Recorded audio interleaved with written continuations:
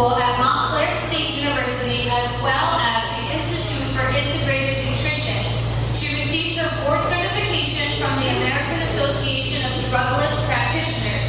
She helped start a personal training department at Montclair State University's Recreation Center back in 2008. She is the founder of Wellness with Yasmin, a holistic health practice where she helps guide individuals to make various lifestyle changes to reach their goals from a mind, body, and soul perspective. She left a successful career in the corporate world back in 2012 to pursue this work full-time. She works globally with various clients one-on-one and also teaches classes online through her academy, Glow Academy. She has helped guide various clients and students to a plethora of results, such as improving blood work, losing weight, fat loss, healthy eating disorders, healing eating disorders, improving thyroid levels, managing food allergies and sensitivities, reducing inflammation, reducing muscular and joint pain, improving their relationships, managing anxiety and depression holistically, just to name a few. On a personal level, she can relate to those of you looking to get in shape. She used to be quite unhealthy at over 30 pounds heavier several years ago.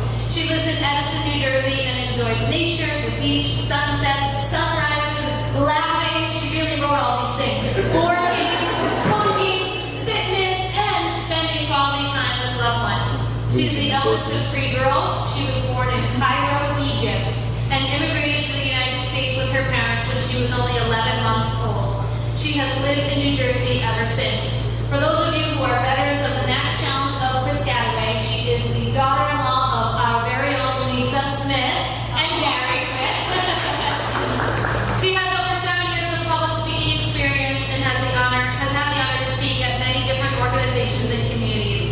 She is here and excited to be with us at the Max Challenge today.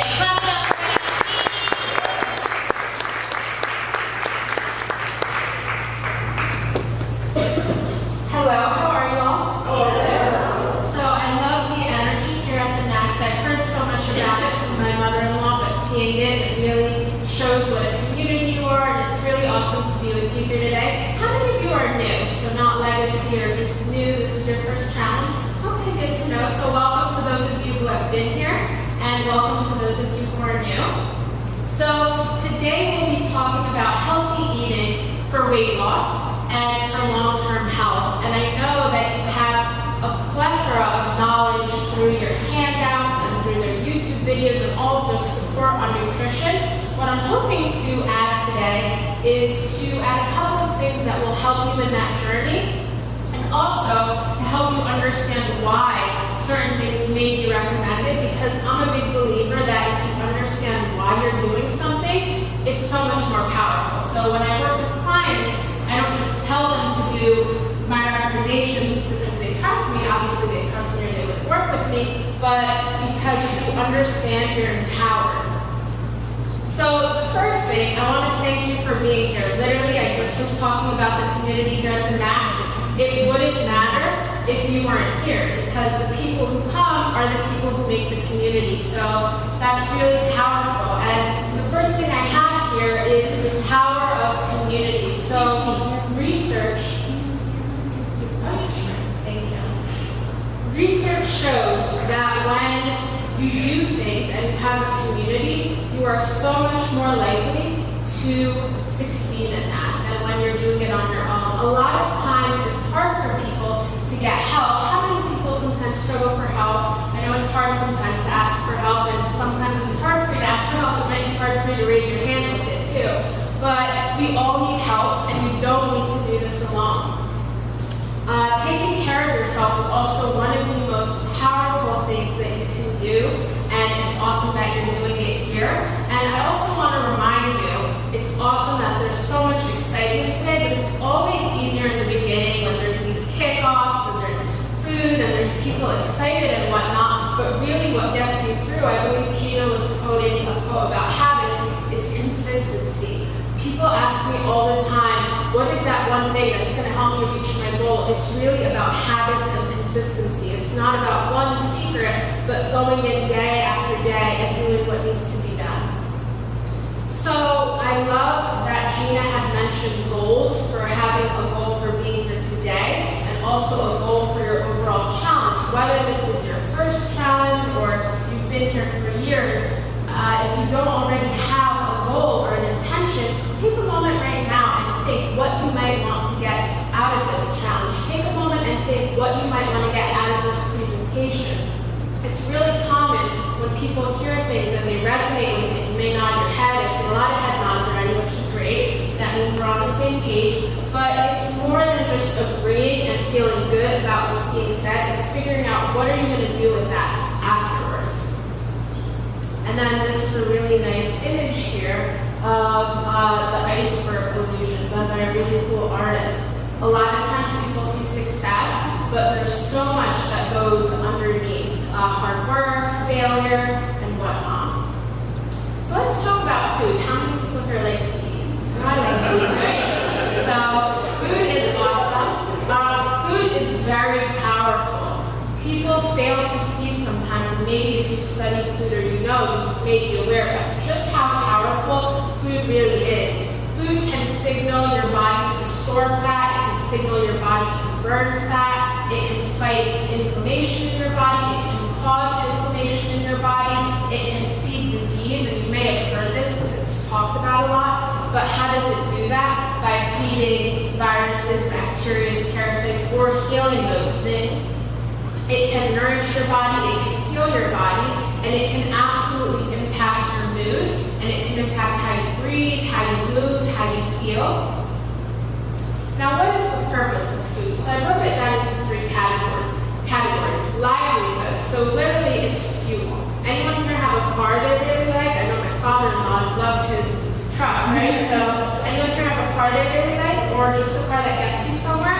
So you obviously need to put fuel in that vehicle so that it can properly work. Your body is no different. So at a very, very core level, you need food in order to survive and to have energy. Now we also need food for nutrition. So we need various macronutrients and micronutrients, which we're going to get into that if you're not familiar, to help our body do all these different things in terms of specific things that the body does. And then also, we are humans, right? We have taste buds. So food's supposed to taste good. I love how Gina mentioned that it's not about eating cardboard, and oftentimes healthy eating is sometimes marketed that way, but you should be enjoying what you're eating. There's a reason that we have taste buds. Food is such a big social connection, whether it's in families or with friends or to connect with people and whatnot. And there's a huge connection between how you feel and the food that you eat. So I'd love to talk about the alignment method, and I just kind of hinted at it before, but it's the idea that food should do 3 things for you. It should make you feel good, it should taste good, and it should impact how you want to look. And not just from the vanity perspective, but what makes you feel good and what not. And the thing is that sometimes you have foods that you love how they taste, so they do the second one, but they make you feel awful. Can anyone think of something like that? I see a lot of headlines or whatnot. And the thing is that you can align it so that all of those things match up. You can truly find what works for you. The way that I was trained in nutrition is that everyone is bio-individual and needs different things. Obviously, there's like core guidelines, and here at the Max, you have your Max guidelines, but within that, different things work for different people. And so you can find what really works for you. So I really encourage you, especially if it's your first time going through the nutrition, not to look at it as a restriction, but to come at it from a curiosity to listen to your body. How many of you have ever done a diet before? Okay, so people have tried things. A lot of times those things are viewed as a set of rules and I need to follow them, and if I follow them, I'm good, and if I don't, I'm bad. But really, even though there are certain guidelines of what's compliant and not compliant within the Max guidelines, I really encourage you to focus on being curious and listening to your body and being empowered, because when I was reviewing the different guidelines and what's compliant and whatnot, I can say this is really a program that's trying to teach you how to eat, not just what to eat. You know, you're adults, you're all awesome, you don't need someone to tell you exactly what to do. You can empower yourself, use use the guidelines and the science so you can reach your goals. Now we're going to talk about the digestive system just a little bit. I promise it won't be boring. But this is important because so many people love to ask the question like, is this food healthy? Will this food make me fat? Is this food bad? Is this food good? And the truth is that yes, certain foods have certain aspects and elements to them, but really, if you want to talk about how food impacts your body, we have to talk about digestion because it's not just what you eat, it's how your body digests it. And everyone's body digests differently. Obviously, there's some common things that go across the board, but it's really important to understand, bless you, how digestion starts all the way in your mouth, all the way through when you have a bowel movement, which I know is like, I talk about it all the time in a holistic health practice, but that's real talk. If you're not going to the bathroom, you're not going to lose weight, and you want to pay attention to your digestion. So you want to start paying attention to how food makes you feel from the moment it enters your mouth, through your stomach, through your digestive process. And on the next slide, without going too much in depth, I'm going to talk a little bit of signs that you can think of or maybe pay attention to kind of figure out if anything's bothering you, digestively speaking. And I know when Gina was pulling this up, she's like, oh, we're talking about anal fissures. That sounds basically, if you have any sort of mouth pain or discomfort, obviously other things could be going on. I have a mother-in-law who's in dental hygienist, so it might not be food-related, but if you're having a reaction to a certain food, sometimes that may come quickly if that food bothers you, so it's something to pay attention to. Same thing for oral allergies. If you've ever experienced acid reflux, I've worked with clients with this, and it's not a fun thing at all, but that's an indication sometimes, obviously, that something is going on digestively. If you have stomach aches, other things could contribute to that, such as illness and whatnot, but a lot of times too, it can have to do with food. Constipation is a huge deal for sure, and I can say that if you're really following through, especially with the fruits and the vegetables, the servings that the MAPS recommends, I really recommend too. I love that they don't tell you exactly what to do at every meal, but that you can break your servings up according to how you want to, but I would really encourage that you try to put that in every meal or snack, something along the line so that you can really make sure that your digestion is good. Diarrhea can sometimes be caused by food, especially if that food has any sort of pathogen or whatnot, but it could also be caused by illness. Anal fissures are second part if someone's dealing with constipation and whatnot, and can be very painful, as in hemorrhoids or rectal itching. So these are just things, I know they're not the most fun things in the world, but if you want to pay attention to them, so you can start to understand how your body interacts with food, especially when you go through some of the later phases where when I'm speaking to Gina, sometimes people are concerned that they can't have certain things or the carbs are lower and whatnot. If you look at it simply from a restriction perspective, you're likely to drive yourself nuts. I'm going to talk about physical hunger versus emotional hunger a little bit later, but if you really try to get curious and think of your body as something that you are fueling and also focus on enjoying the foods and finding things that you love to eat, then you'll have a lot more success. So one thing I like to talk about, and this is a concept from the school that I got certified in, is primary foods versus secondary foods. So many people raised their hand and said they love to eat, right? So primary foods, or secondary foods rather, are all the foods that we eat, all the foods in our fridge, the foods in our pantry, the food in our plate. Secondary foods are all the things that fill us up that we don't actually eat, but they nourish us. And it's really important because sometimes when people have an imbalance or a craving or whatnot, something may be going on in another part of their life. I'm sure, I don't need people to raise their hand, but I'm sure some of you have experienced things like being upset and maybe eating as a result. Those things are very common. So it's really important to check in with yourself, all these other places. And I love that the MAPS isn't just about the nutrition, isn't just about the fitness, but there's a community there, there's support, which helps with secondary foods. So some examples of secondary foods are creativity, how finances are. Obviously, if someone's stressed in one of those areas of their life, it can impact their eating habits, how they are in their career. I'm sure some of you have work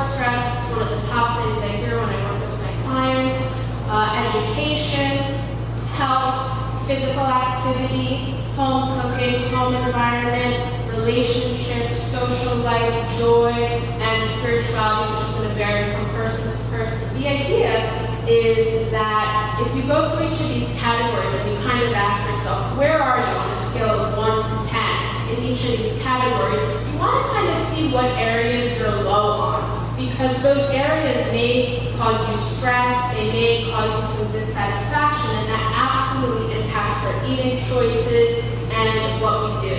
So during mental cravings or emotional eating, there's always some kind of imbalance between the primary and the secondary food choice, and that's going to be really important as I talk to you about how hunger works. So has anyone ever heard of ghrelin or leptin?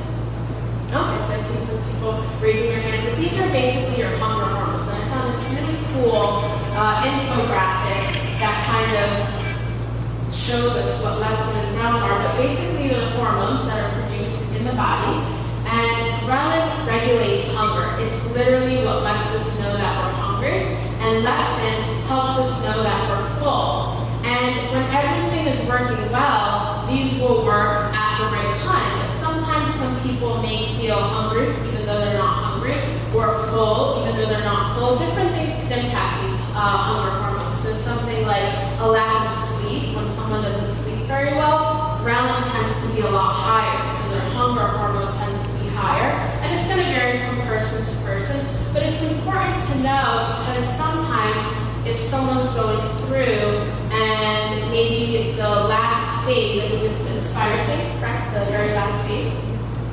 And I know sometimes there's a concern of, Gina was mentioning to me about, not having so many carbs, having a little bit of a calorie deficit, which I'm going to talk about in a little bit.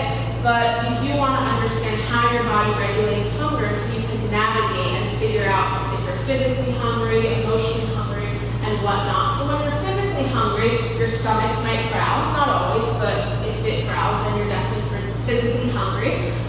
You may have a preference, we all have preferences, so think of like your favorite food right now, but you're generally more open to options.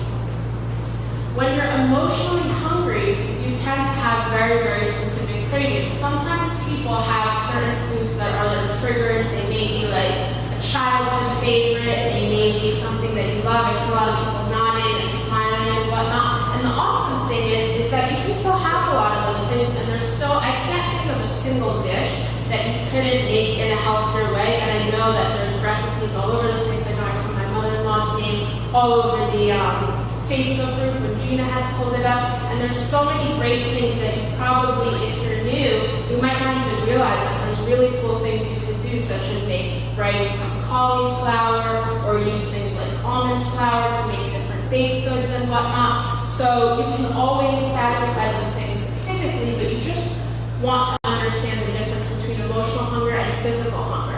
Another example of emotional hunger is, let's say you finish dinner and 5 minutes later, 10 minutes later, half an hour later, you really want something sweet. Happens to the best of us, right? And obviously, I'm sorry? Okay. But sometimes that can definitely be emotional hunger, especially if you know you're physically full.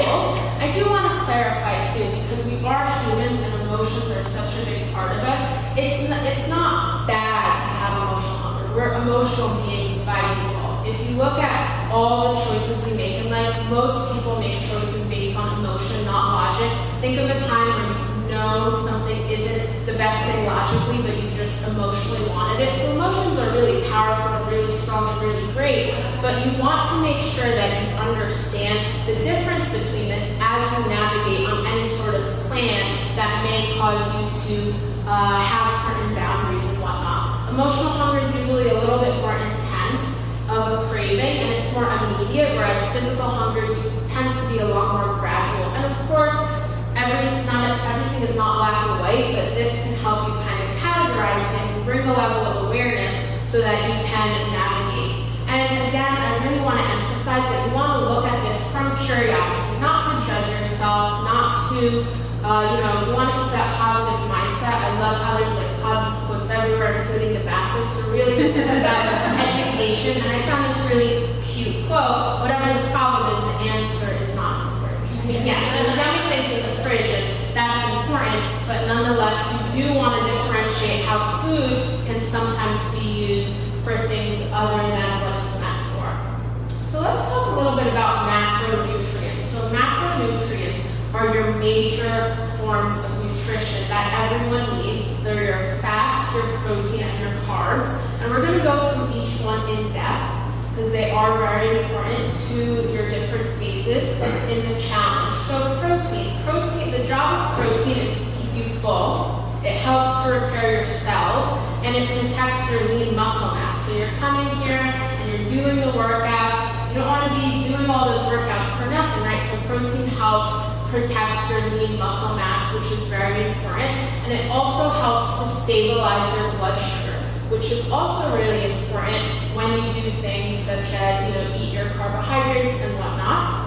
And you want to definitely try to spread your serving of proteins out because that way you can feel full, and the protein stays exactly the same in all of your phases. So it's, once you start that, that's correct, right? Except for maybe like when you have a treat and you subtract them, correct?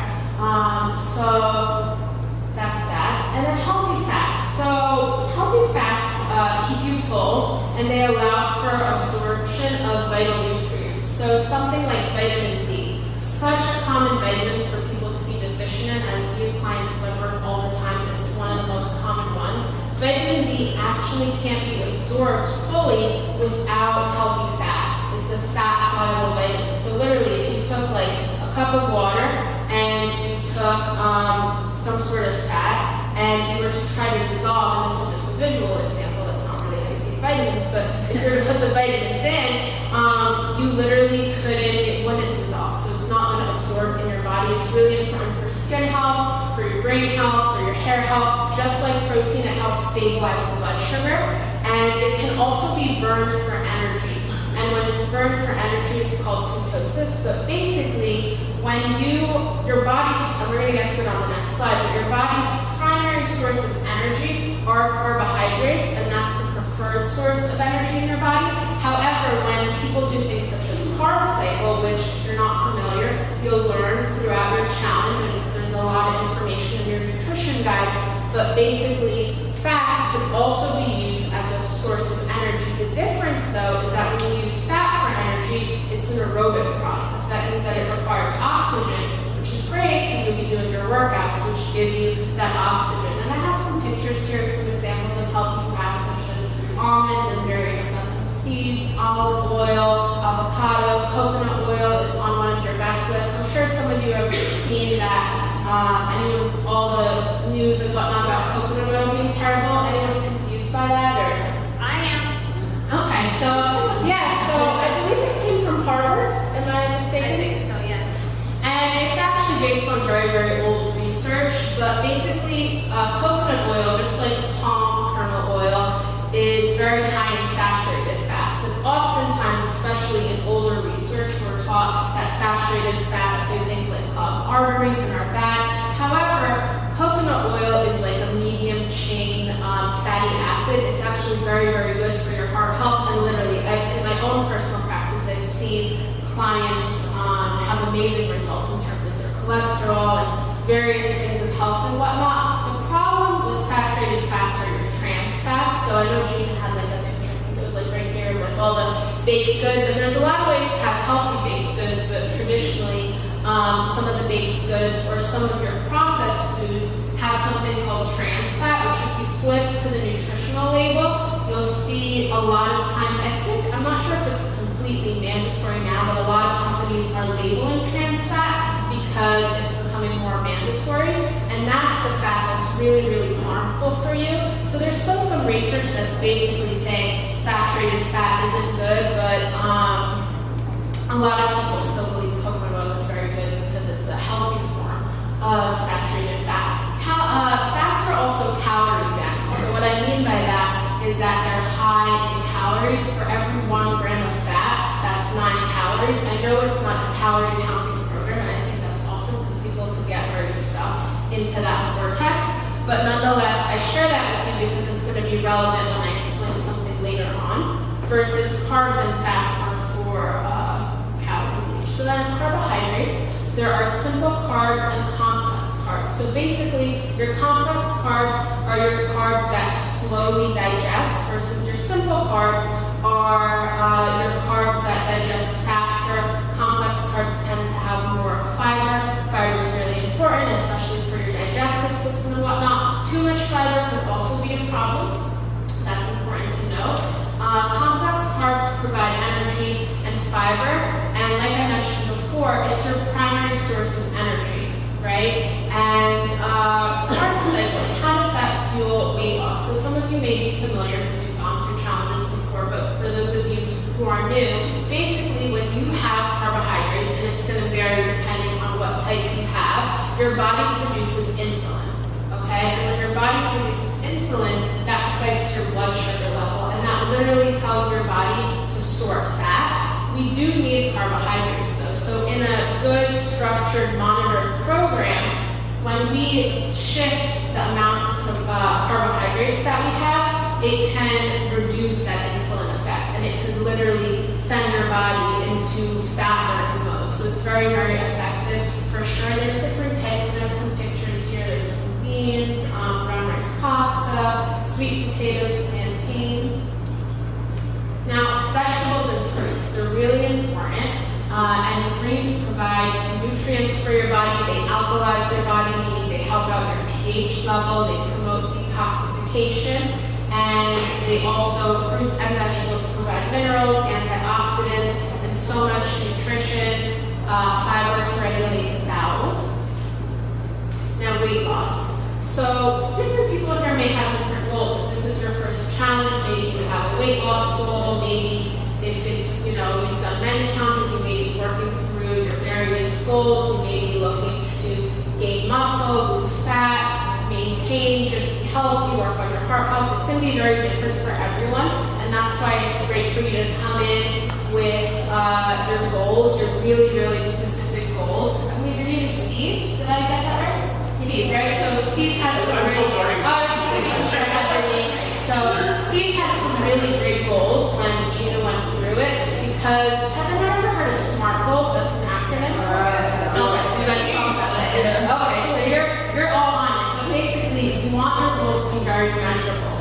Now, I know that one of the big overarching goals of the MAX, a lot of people do come here for weight loss. So we're going to talk a little bit of how the MAX's plan is geared towards weight loss. So basically, in order to lose weight, there has to be some kind of calorie deficit. Now, the MAX has taken that burden off of your shoulders, and that it's not asking you to count calories or anything like that, but I'll explain a little bit of the behind-the-scenes science of why stuff may work, so that you understand why you're doing certain things.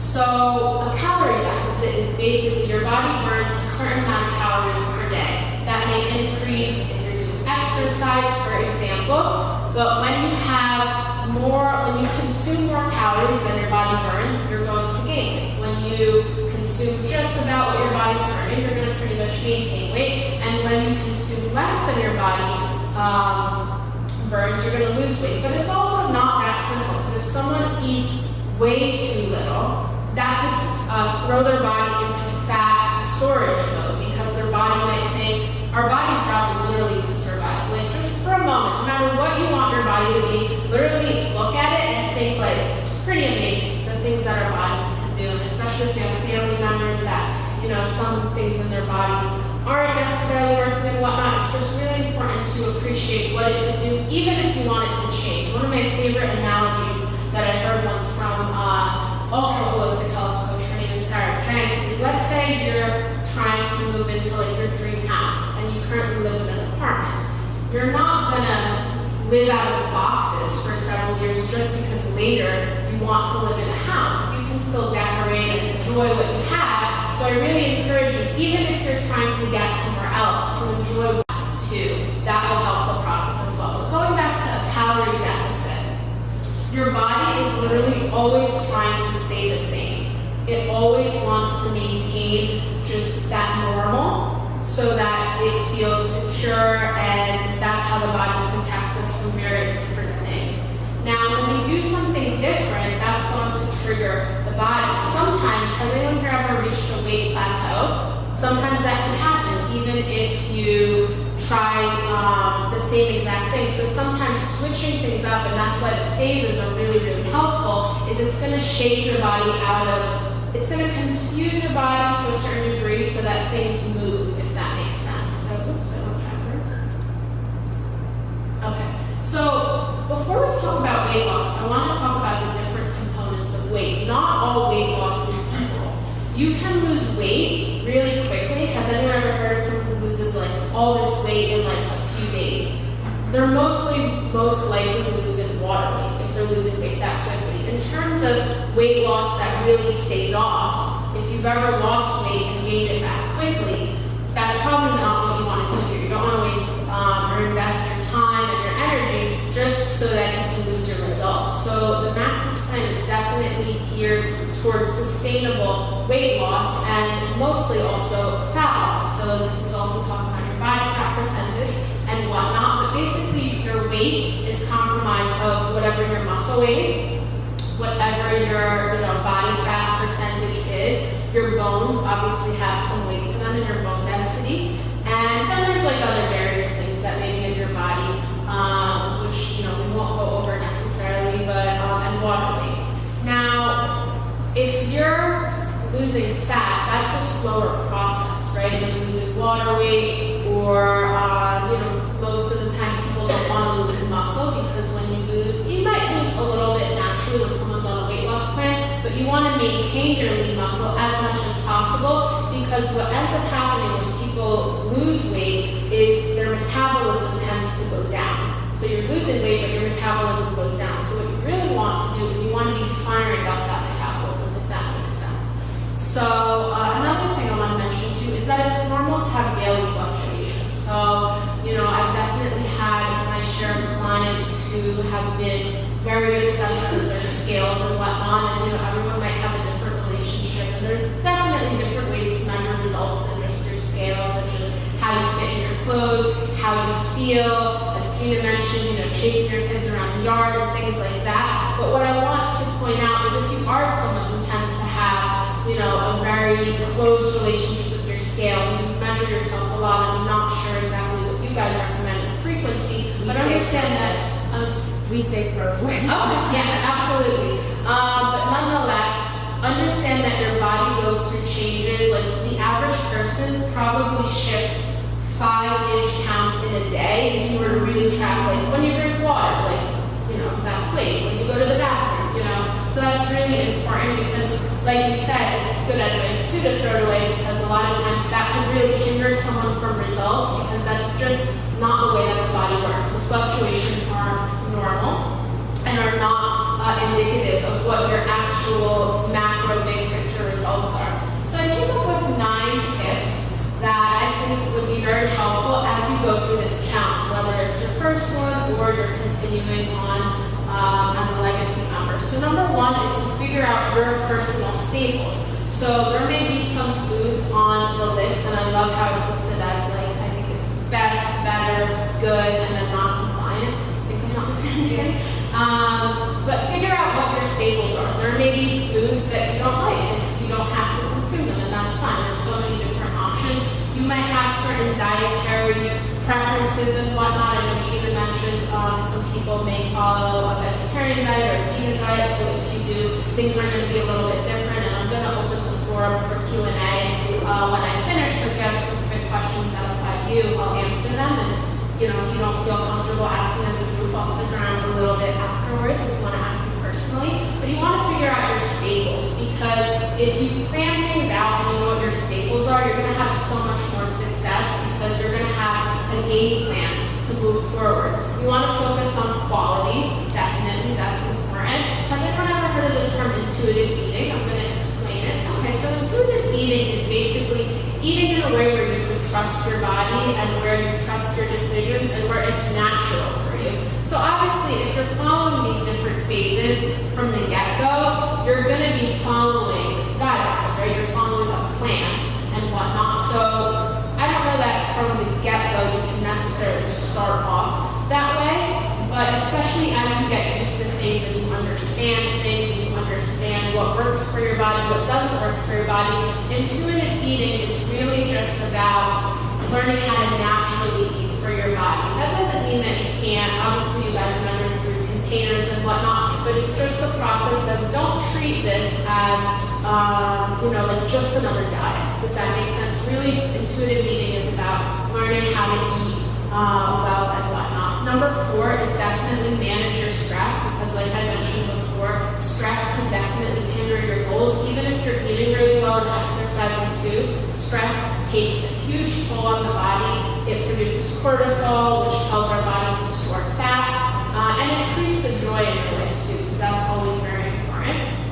To the best of your ability, I know sometimes if it's like lunch at work and it's busy, or you have something going on, you may not always be able to eat in this like relaxed setting, but try your best to eat when you are relaxed, because when you're relaxed, our body is literally in rest and digest mode, versus and we have a totally different nervous system working when we're relaxed versus when we're stressed out. So our body switches between our sympathetic nervous system and our parasympathetic nervous system, and so when you're relaxed, your body's going to be fueled to help you get the results that you want.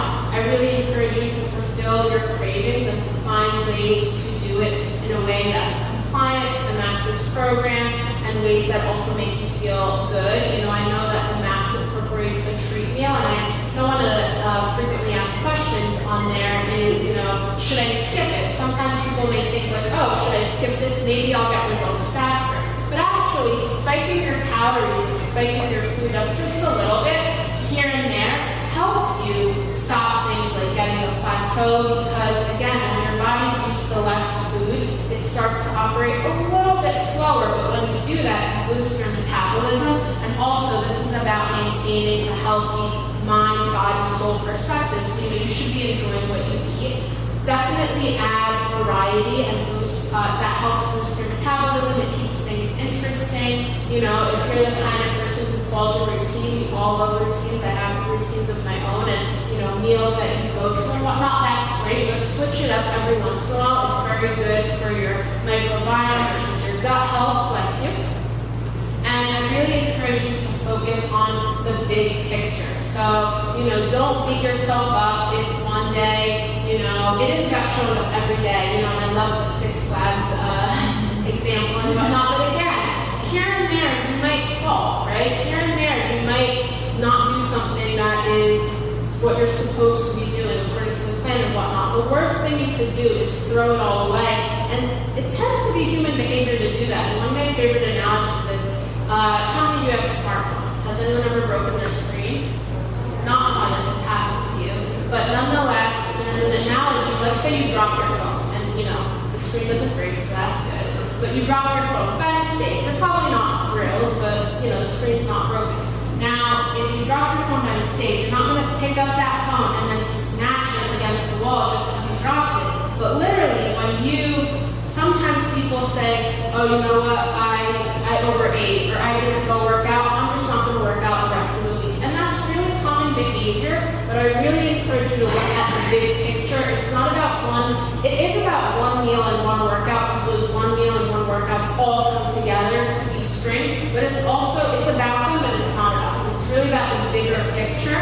And I want to end with focusing on your why instead of willpower. So I believe Gina went into this as well, but maybe not the willpower part, but the why, having a really strong why. So a lot of times when people do diets, or they do plans, or they try to lose weight, or they try to get fit, or they try to exercise, people focus on their willpower. We all have willpower, and by willpower, I basically mean that, just that very human driven motivation to do things, but willpower is a finite source, meaning it's limited. It's very limited, and a lot of times too, when you're only doing things out of the willpower, you're pushing yourself. It's more of a push versus when you have a really big why this is important to you. Maybe it has to do with wanting to, we don't know how any of us, we don't know how long we'll be on this planet, but we can control certain things. Most of the diseases and chronic conditions are reversible and caused by diet and lifestyle and fitness and whatnot. So we could do our part, right? So maybe the why is really having as long of a healthy life as you can, so you can spend time with your family and no future generations in your family. maybe you have something that's really important to you. Maybe there could be so many different whys for everyone depending on what you personally are passionate about and whatnot, but that will pull you towards your goal versus willpower you're always going to be pushing. So I really encourage that you focus on why you're doing something versus the willpower. So I'm going to open up for any question and answer. I know I've done so many talks that usually the first one is like people are scared to do it, and then afterwards a lot of people do, but if no one has questions, that's fine and you can come afterwards, but yes. The coconut oil. Yes. Is that the same as MCT oil, or which one is better to use? Okay, so MCT oil is derived from coconut oil, and there's a lot of buzz on that. People don't usually use MCT oil to cook or to bake, Right. but they maybe do things like throw it in their smoothie and whatnot. So you could really use both, but I would recommend, for your cooking and your baking to use coconut oil, and then MCT is really just, usually it comes in supplement form. Yeah, absolutely. But you're getting the benefits definitely. Yes. How do you, like, if you're eating dairy, how do you know you're getting enough calcium? Absolutely. So this is definitely a very big concern. And the thing is there's so much calcium in vegetables. There's so much calcium in things like nuts and whatnot. And most people, a lot of times too, and some people do okay on dairy, which even quoted how a lot of people don't digest dairy, and that's very true. I see that a lot in my work. And personally, I think I've been dairy free since like 2012 or 11. I can't remember exactly, but I know for me, it makes a huge difference, and a lot of people do a lot better off of dairy. I've really never seen someone have an issue with calcium. One thing that's interesting is, especially in like the 90s and I think the 2000s, I'm sure a lot of you remember the got milk ads. They're like kind of still there, but they were so much more prevalent earlier on.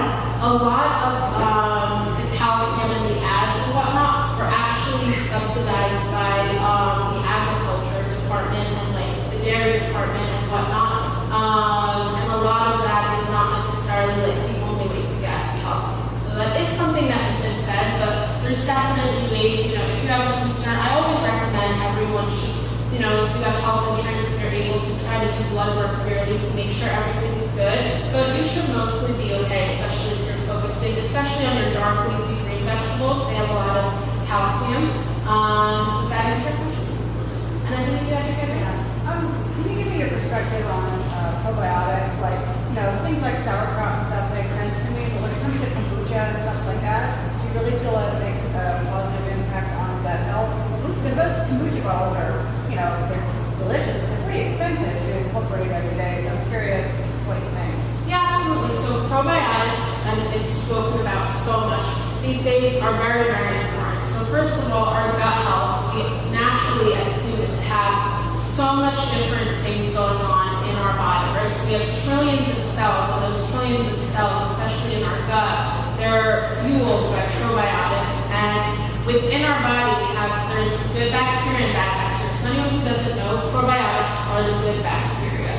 So one thing I would say, I'm trying to remember the name off the top of my head, it'll come to me, but there's a new company which they're doing a lot of things online where you can actually test your gut health and you can get an in-depth report of like what your gut actually looks like in terms of like specific probiotics and whatnot. And that's helpful. And I believe they're in like their clinical research phase and whatnot. So a lot of them, if your insurance doesn't cover it, they'll cover it. So that's if someone's really concerned because they're having like skin issues or gut issues, that might be something to look into.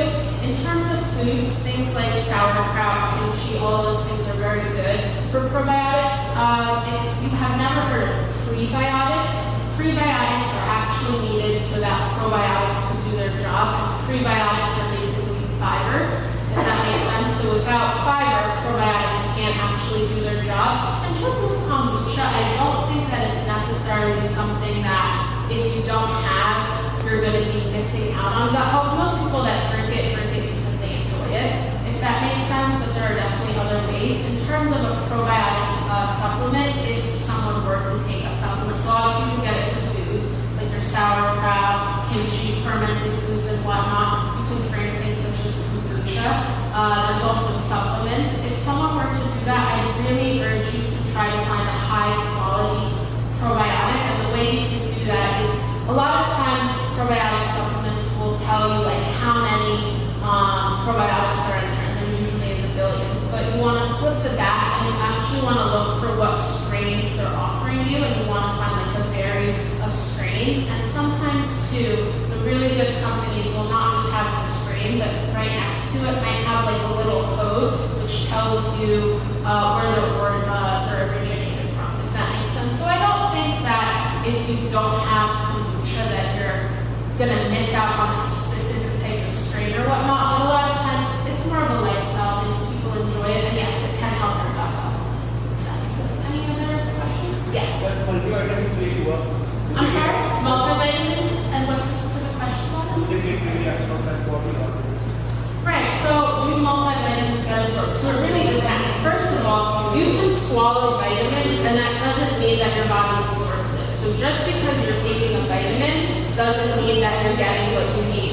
I'll talk about a couple ways to know how to know if it's working for you, and also what to look for if you're looking for a specific one. So there are, as a holistic health coach, I don't recommend just one brand, and I'm not biased to any brand or whatnot, but I really do recommend if you are going to use vitamin supplements to look for the ones that are whole food originated. What I mean by that is you can either have synthetic vitamins or you can have vitamins that come from real food, if that makes sense. And someone may just ask, okay, well, if you're having a vitamin that's originated from food, why not just eat the food? Sometimes some people need certain vitamins in such a big quantity that it's virtually impossible to get just by eating, if that makes sense. But the difference, it'll still be the same exact vitamin. So let's take something like vitamin C or vitamin D or B12, whatever you want to look at. If it's synthetic, it's created, man-made, like in a lab, versus if it's derived from food,